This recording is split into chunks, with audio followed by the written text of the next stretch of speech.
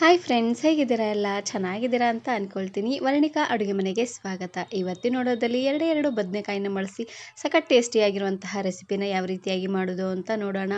Chicken ಫ್ರೈಗಿಂತಲೂ ತುಂಬಾ ರುಚಿಯಾಗಿರುತ್ತೆ ಅಂತಲೇ ಹೇಳ್ಬೋದು. ಮನೆಯಲ್ಲಿ ಸಣ್ಣ ಮಕ್ಕಳಿಂದ ಹಿಡಿದು ದೊಡ್ಡವರವರೆಗೂ ತುಂಬಾ ಇಷ್ಟಪಟ್ಟು ತಿಂತಾರೆ. ಹಾಗಾದರೆ ಬನ್ನಿ ತಡ ಮಾಡದೆ ರೆಸಿಪಿನ ಶುರು ಮಾಡೋಣ. ಇದನ್ನು ಮಾಡಲಿಕ್ಕೆ ಮೊದಲು ನಾನಿಲ್ಲಿ ದೊಡ್ಡ ಸೈಜಲ್ಲಿರುವಂತಹ 2 ಬದನೆಕಾಯಿನ ತಗೊಂಡಿದ್ದೀನಿ. ಇರೋದ್ರಲ್ಲೇ ಸ್ವಲ್ಪ ದೊಡ್ಡದಾಗಿರುವಂತಹ ಬದನೆಕಾಯಿನ ತಗೊಳ್ಳಿ, ಅಂದರೆ ಟೇಸ್ಟ್ ತುಂಬಾ ರುಚಿಯಾಗಿ ಬರುತ್ತೆ. ಹಾಗಾಗಿ ಆದಷ್ಟು ಅಗಲವಾಗಿ ಅಥವಾ ಉದ್ದವಾಗಿದ್ರೂ ನಡೆಯುತ್ತೆ. ಇವಾಗ ಬದನೆಕಾಯಿ ಹಿಂದಿನ ತುಂಬನ್ನು ತೆಗೆದು ಈ ರೀತಿಯಾಗಿ ರೌಂಡ್ ಶೇಪಲ್ಲೇ ಕಟ್ ಮಾಡ್ಕೊಳ್ತಾ ಇದ್ದೀನಿ. ಪೂರ್ತಿ ತೆಳ್ಳದಾಗೂ ಬೇಡ, ಪೂರ್ತಿ ದಪ್ಪದಾಗೂ ಬೇಡ. ನೋಡಿ, ಈ ಸೈಜಲ್ಲೇ ಕಟ್ ಮಾಡ್ಕೊಂಡು ತಗೊಳ್ಬೇಕು. ನೋಡ್ತಾ ಇದ್ದೀರಲ್ವಾ? ಇವಾಗ ಕಟ್ ಮಾಡಿರುವಂತಹ ಬದನೆಕಾಯಿನ ನೀರಲ್ಲಿ ಹಾಕ್ಕೊಳ್ತಾ ಇದ್ದೀನಿ. ನೀರಿಗೆ ಸ್ವಲ್ಪ ಉಪ್ಪನ್ನು ಹಾಕ್ಕೊಳ್ಳಿ. ಈ ರೀತಿಯಾಗಿ ಮಾಡೋದ್ರಿಂದ ಬದನೆಕಾಯಿ ಕಪ್ಪ ಆಗೋದಿಲ್ಲ. ಇವಾಗ ಇನ್ನೊಂದು ಬದನೆಕಾಯಿ ಸ್ವಲ್ಪ ಉದ್ದವಾಗಿತ್ತು ನೋಡಿ, ಹಾಗಾಗಿ ಇದನ್ನು ನಾನಿಲ್ಲಿ ಸ್ವಲ್ಪ ಉದ್ದುದ್ವಾಗೆ ಕಟ್ ಮಾಡ್ಕೊಳ್ತಾ ಇದ್ದೀನಿ. ನೋಡಿ, ಈ ರೀತಿಯಾಗಿ ಹಿಂದಿನ ತುಂಬನ್ನು ಕಟ್ ಮಾಡಿಕೊಂಡು ಈ ರೀತಿಯಾಗಿ ಉದ್ದುದ್ವಾಗೆ ಕಟ್ ಮಾಡ್ಕೊಳ್ಳಿ. ರೌಂಡ್ ಶೇಪಲ್ಲಿದ್ದರೆ ಸ್ವಲ್ಪ ರೌಂಡ್ ಶೇಪಲ್ಲೇ ಕಟ್ ಮಾಡ್ಕೊಳ್ಳಿ. ಈ ರೀತಿಯಾಗಿ ಉದ್ದವಾಗಿರುವಂತಹ ಬದನೆಕಾಯಿ ಇದ್ದರೆ ಈ ರೀತಿಯಾಗಿ ಅಡ್ಡವಾಗಿ ಕಟ್ ಮಾಡ್ಕೊಳ್ಳಿ. ಕರೆಕ್ಟಾಗಿ ಅಗಲವಾಗಿರುವಂತಹ ಶೇಪೇ ಬರುತ್ತೆ. ನೋಡ್ತಾ ಇದ್ದೀರಲ್ವ? ಈ ರೀತಿಯಾಗಿ ನೋಡಿ. ಇವಾಗ ಬದನೆಕಾಯಿ ಕಟ್ ಮಾಡ್ಕೊಂಡಾಗಿದೆ. ಇವಾಗ ನಾನಿಲ್ಲಿ ಒಂದು ಮಸಾಲೆನ ರೆಡಿ ಮಾಡ್ಕೊಳ್ತಾ ಇದ್ದೀನಿ. ಇವಾಗ ನಾನಿಲ್ಲಿ ಒಂದು ಪ್ಲೇಟ್ಗೆ 2 ಸ್ಪೂನ್ ಆಗುವಷ್ಟು ಕಡಲೆ ಹಿಟ್ಟನ್ನು ಹಾಕ್ಕೊಳ್ತಾ ಇದ್ದೀನಿ. ಕಡಲೆ ಹಿಟ್ಟನ್ನು ಚೆನ್ನಾಗಿ ಜರಡಿ ಹಿಡಿದು ತಗೊಳ್ಳಿ. ಇದ್ರ ಜೊತೆಗೆ 2 ಚಮಚ ಆಗುವಷ್ಟು ಅಚ್ಚ ಖಾರದ ಪುಡಿನ ಹಾಕ್ಕೊಳ್ತಾ ಇದ್ದೀನಿ. ನಿಮ್ಮ ಖಾರಕ್ಕೆ ಎಷ್ಟು ಖಾರ ಬೇಕೋ ಅಷ್ಟು ಖಾರನ ನೀವಿಲ್ಲಿ ಹಾಕ್ಕೊಳ್ಬೋದು. ಇದ್ರ ಜೊತೆಗೆ ರುಚಿಗೆ ತಕ್ಕಷ್ಟು ಉಪ್ಪು, ಹಾಗೆಯೇ 1/4 ಚಮಚ ಆಗುವಷ್ಟು ಅರಿಶಿನ ಪುಡಿ. ಇದ್ರ ಜೊತೆಗೆ ಲಾಸ್ಟಲ್ಲಿ ನಾನು 1 ಚಮಚ ಆಗುವಷ್ಟು ಗರಂ ಮಸಾಲಾನ ಹಾಕ್ಕೊಳ್ತಾ ಇದ್ದೀನಿ.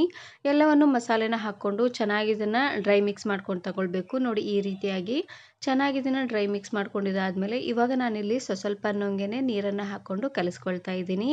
ಹಿಟ್ಟು ಪೂರ್ತಿ ತೆಳ್ಳದಾಗೂ ಬೇಡ, ಪೂರ್ತಿ ಗಟ್ಟಿಯಾಗೂ ಬೇಡ, ಸ್ವಲ್ಪ ಮೀಡಿಯಮ್ ಆಗಿ ಹಿಟ್ಟನ್ನು ಕಲಿಸ್ಕೊಂಡು ತಗೊಳ್ಳಿ. ನಾನು ಬದನೆಕಾಯಿನ ಬಳಸಿ ಬಹಳಷ್ಟು ವೆರೈಟಿ ಆಗಿರುವಂತಹ ರೆಸಿಪೀಸ್ನ ಅಪ್ಲೋಡ್ ಮಾಡಿದ್ದೀನಿ. ವಿಡಿಯೋ ನೋಡಿಲ್ಲ ಅಂದರೆ ಈ ವಿಡಿಯೋ ಕೊನೆಯಲ್ಲಿ ಹಾಕಿರ್ತೀನಿ, ನೋಡಿ ಚೆಕ್ ಮಾಡಿ. ಒಂದಕ್ಕಿಂತ ಒಂದು ತುಂಬಾ ಟೇಸ್ಟಿಯಾಗಿರುತ್ತೆ ಅಂತಲೇ ಹೇಳ್ಬೋದು. ನೋಡಿ, ಈ ರೀತಿಯಾಗಿ ಹಿಟ್ಟನ್ನು ಕಲಿಸ್ಕೊಂಡು ತಗೊಳ್ಳಿ. ನೋಡ್ತಾ ಇದ್ದೀರಲ್ವ? ಈ ಕನ್ಸಿಸ್ಟೆನ್ಸಿಲಿದ್ದರೆ ಸಾಕಾಗತ್ತೆ. ಇವಾಗ ನಾನಿಲ್ಲಿ ಒಂದು ಅಗಲವಾಗಿರುವಂತಹ ಪ್ಲೇಟಿಗೆ ಒಂದು 4 ಚಮಚ ಆಗುವಷ್ಟು ಚಿರೋಟಿ ರವೆನ ತಗೊಂಡಿದ್ದೀನಿ. ಸ್ವೀಟ್ ಎಲ್ಲ ಮಾಡಲಿಕ್ಕೆ ಯೂಸ್ ಮಾಡ್ತಾರೆ ನೋಡಿ. ಉಪ್ಪಿಟ್ಟು ಹಾಗೆಯೇ ಕೇಸರಿಬಾತ್ ಮಾಡಲಿಕ್ಕೆ ಯೂಸ್ ಮಾಡ್ತಾರೆ ನೋಡಿ ಚಿರೋಟಿ ರವೆ. ಆ ರವೆನ ಹಾಕ್ಕೊಳ್ತಾ ಇದ್ದೀನಿ, ಬಾಂಬೆ ರವೆ ಅಲ್ಲ.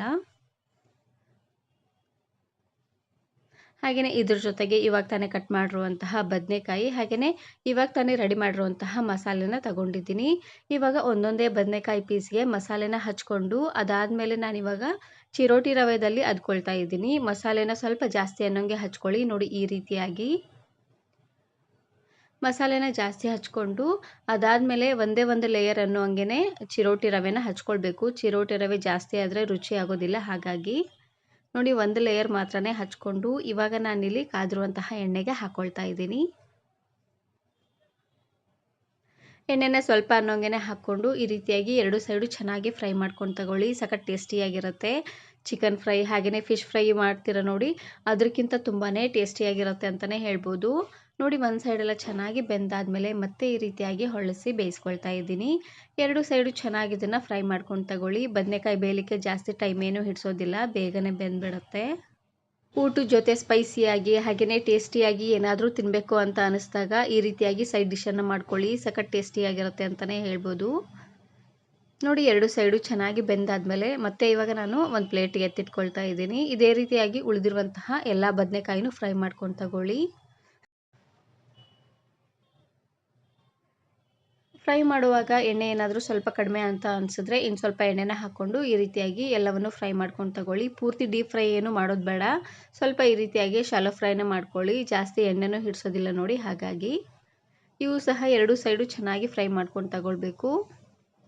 ಫಿಶ್ ರವಾ ಫ್ರೈ ಮಾಡ್ತೀರ ನೋಡಿ, ಅದಕ್ಕಿಂತ ತುಂಬಾ ಟೇಸ್ಟಿಯಾಗಿರುತ್ತೆ ಅಂತಲೇ ಹೇಳ್ಬೋದು ಈ ಬದನೆಕಾಯಿ ಫ್ರೈ. ಸಿಂಪಲ್ಲಾಗಿ ಅನ್ನ ಸಾಂಬಾರು ಇದ್ದರೆ ಅಥವಾ ಅನ್ನ ರಸಮ್ ಏನಾದರೂ ಇದ್ದರೆ ಅದ್ರ ಜೊತೆಗೆ ಸೈಡ್ ಡಿಶ್ ಆಗಿ ಮಾಡ್ಕೊಳ್ಬೋದು. ಇಲ್ಲಾಂದರೆ ಮನೆಗೆ ತಕ್ಷಣಕ್ಕೆ ಯಾರಾದರೂ ಗೆಸ್ಟ್ ಬರ್ತಾರೆ ಅನ್ನೋ ಹಾಗಿದ್ದರೆ ಅನ್ನ ಸಾಂಬಾರನ್ನು ಮಾಡಿ ಸೈಡ್ಸ್ ಈ ರೀತಿಯಾಗಿ ಬದನೆಕಾಯಿ ಫ್ರೈನ ಮಾಡ್ಕೊಳ್ಳಿ. ಸಖತ್ ಟೇಸ್ಟಿಯಾಗಿರುತ್ತೆ ಅಂತಲೇ ಹೇಳ್ಬೋದು. ಈ ರೆಸಿಪಿ ಮಾಡಲಿಕ್ಕೆ ಜಾಸ್ತಿ ಹೊತ್ತೇನು ಟೈಮ್ ಹಿಡಿಸೋದಿಲ್ಲ. ಒಂದು 10 ನಿಮಿಷ ಇದ್ದರೆ ಸಾಕು, ಬೇಗನೆ ಆಗೋಗ್ಬಿಡುತ್ತೆ ಅಂತಲೇ ಹೇಳ್ಬೋದು. ನೋಡ್ತಾ ಇರ್ಬೋದು ಎಷ್ಟು ಸಖತ್ತಾಗಿ ಬಂದಿದೆ ಅಂತ, ನೋಡ್ತಾ ಇದ್ದೀರಲ್ವಾ. ಈ ವಿಡಿಯೋ ಇಷ್ಟ ಆದರೆ ಈಗಲೇ ಒಂದು ಲೈಕ್ ಬಟನನ್ನು ಕ್ಲಿಕ್ ಮಾಡಿ, ಫ್ರೆಂಡ್ಸ್ ಆ್ಯಂಡ್ ಫ್ಯಾಮಿಲಿ ಜೊತೆಗೆ ಶೇರ್ ಮಾಡಿ. ಹಾಗೆಯೇ ಮತ್ತಷ್ಟು ಹೊಸ ರೆಸಿಪಿಗಾಗಿ ವರ್ಣಿಕಾ ಅಡುಗೆ ಮನೆ ಯೂಟ್ಯೂಬ್ ಚಾನಲನ್ನು ಸಬ್ಸ್ಕ್ರೈಬ್ ಮಾಡ್ಕೊಳ್ಳಿ. Thanks for watching.